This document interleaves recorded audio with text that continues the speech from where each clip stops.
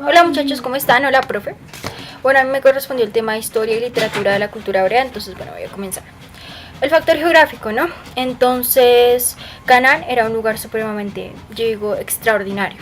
Era un valle fértil en medio de un desierto. Al mismo tiempo tenía montes nevados, que era el monte Líbano, y tenía una parte costera del Mediterráneo. Entonces era un lugar, wow, mágico.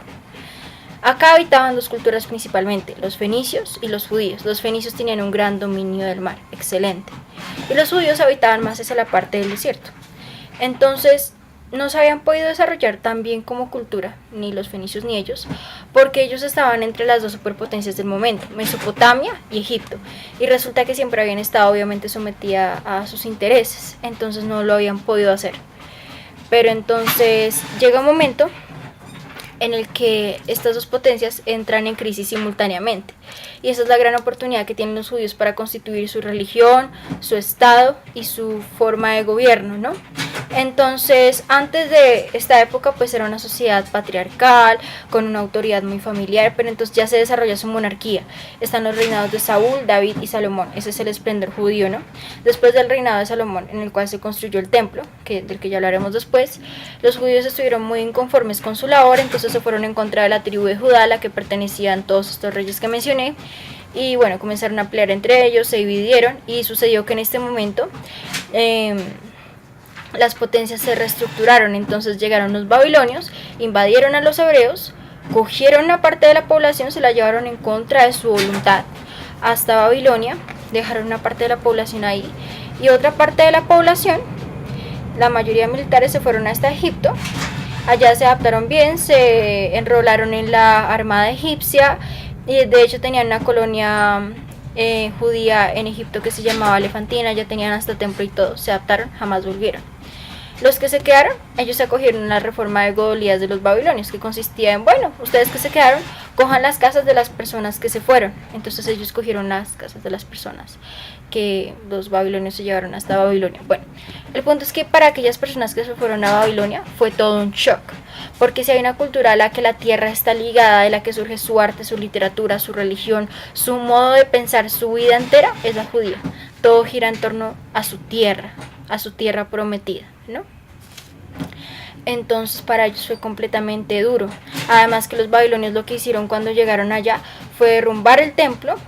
Se perdió el arca, que era la mayor representación de la alianza con Dios, y también se perdió otra cosa muy importante, el arpa del rey David. Y acá voy a hablar un poco de ya la literatura. Entonces resulta que en esas noches de desierto en que el viento soplaba y entonces sacaba notas mágicas del arpa del rey David y él se inspiraba para componerle versos a Dios, de acá surgieron los salmos, que son supremamente importantes e icónicos para la cultura hebrea. Entonces se pierde ese arpa, también se pierde el arca de la alianza, es algo supremamente fuerte para ellos, se pierde casi que todo lo que ellos habían construido de sí mismos hasta ese momento.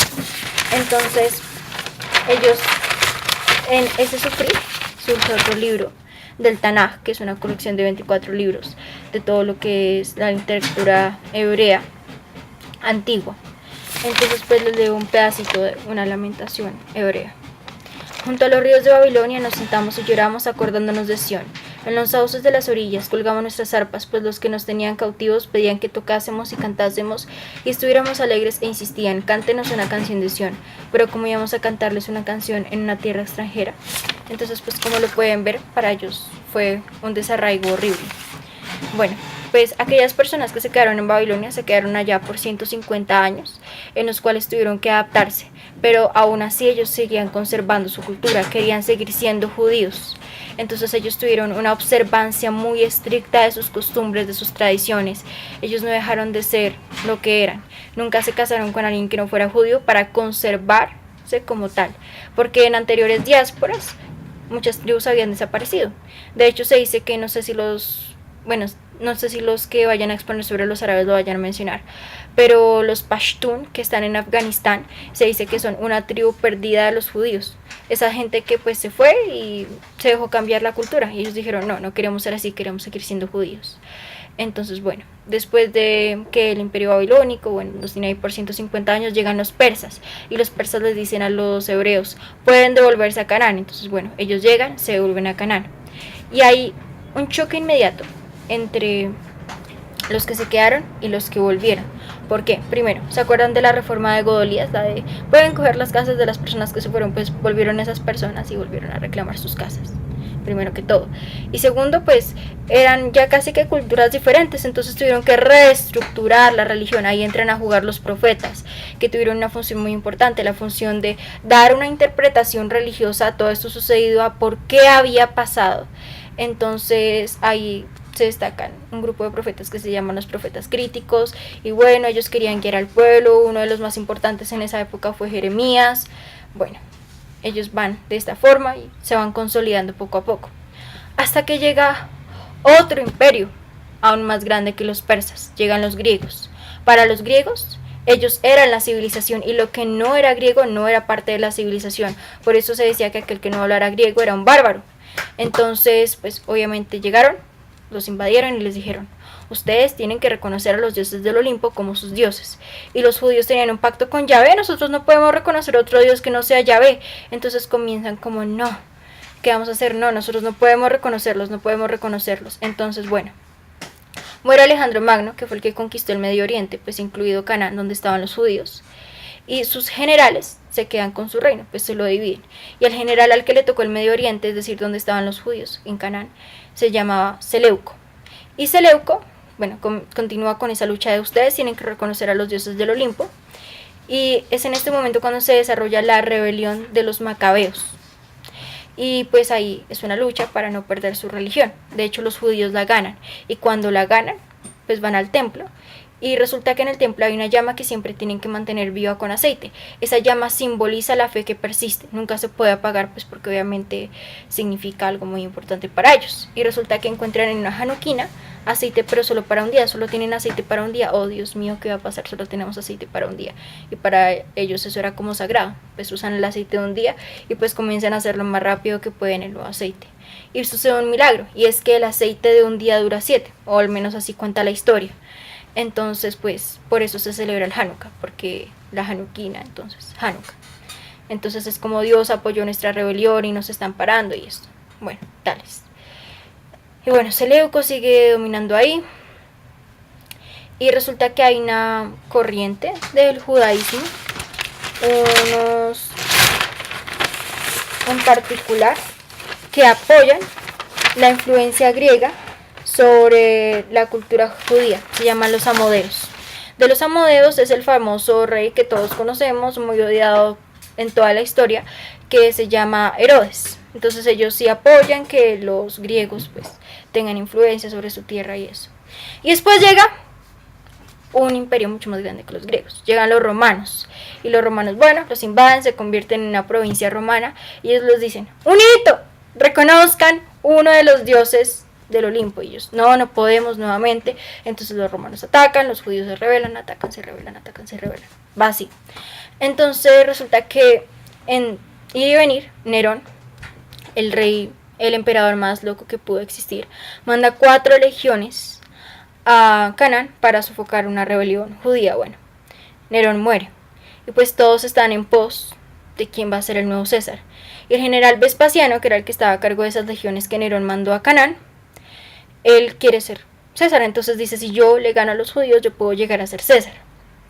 Entonces lo que él hace es que, bueno, busca cómo manipular la política judía y le dice a su hijo Tito Livio, quédate acá dirigiendo de esas tropas y cuando yo te diga que ataca, atacas. Entonces, bueno, Tito Livio pues ya sabe que le toca atacar. Y resulta que Tito Livio estaba enamorado de una judía que se llamaba Berenice.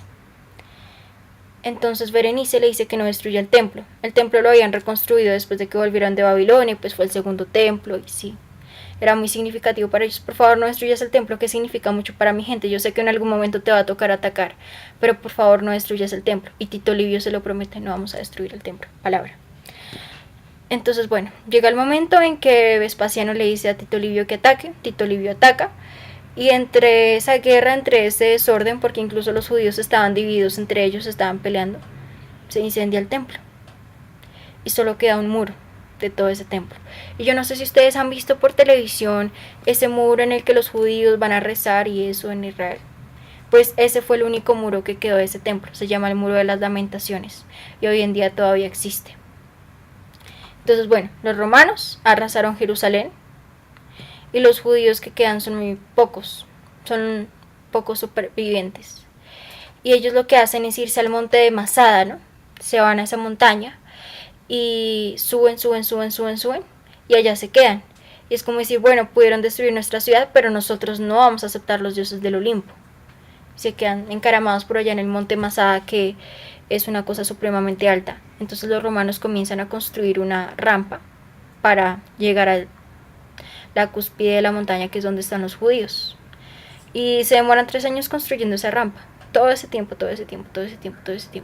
Y una noche antes de que ellos llegaran a donde estaban los judíos se mataron, todos se suicidaron.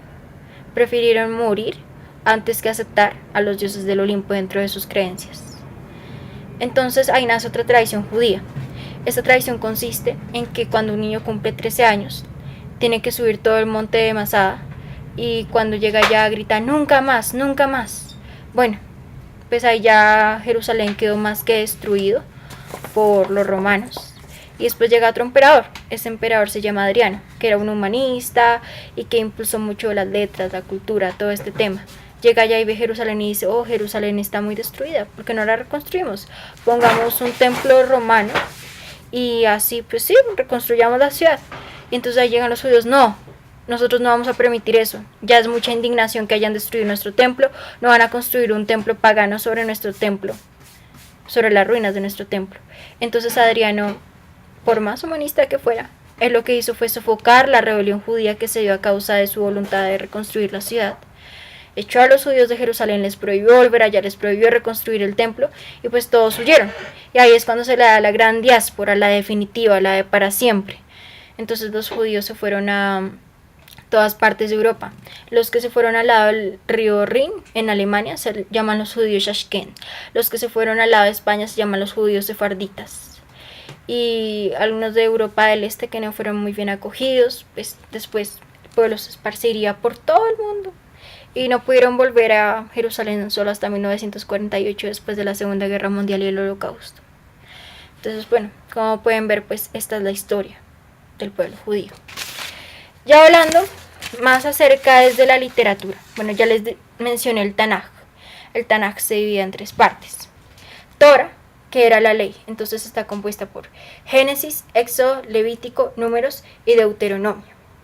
Esto cuenta, bueno, más que todo el origen de todas las cosas, y se centra en la promesa, la elección y la alianza con Yahvé, y cómo el hombre cae en las tentaciones, las infidelidades hacia Dios. Es histórico, aunque no necesariamente estrictamente historiográfico, es decir, busca más narrar la perspectiva religiosa desde una forma más o menos histórica, pero no puede considerarse todo tan verídico, ¿sí? Bueno, el otro es los profetas. Entonces, bueno, ya mencionamos la función que tenían los profetas, ir a dar una interpretación religiosa a todo lo que sucedía, era guiar. Entonces, bueno, pues se mencionan los más importantes, que son Josué, Jueces, Samuel, Reyes, Isaías, Jeremías, Ezequiel, y bueno, pues hay unos profetas menores también. Y bueno, ya los escritos, que son Salmos, Proverbios, Job, Cantar de los Cantares, Lamentaciones, Eclesiastes, Esther, Esdras, Crónicas. Estos son textos de índole narrativo y algunos de índole lírico, como Cantar de los Cantares y pues Lamentaciones, que ya mencionamos porque se escribió, y los Salmos también. Entonces todo giraba en torno, como se pueden dar cuenta, a su religión, y su religión tenía mucho que ver con su tierra, como lo mencionamos anteriormente. Entonces, pues bueno, tiene en cuenta hechos como el reinado de Salomón, el destierro de Babilonia, el regreso del cautiverio. También se destacan elementos como que tiene mucho de el árbol cronológico, ¿cierto? Entonces, ahí bueno, tal persona era hija de tal persona, y pues todo eso.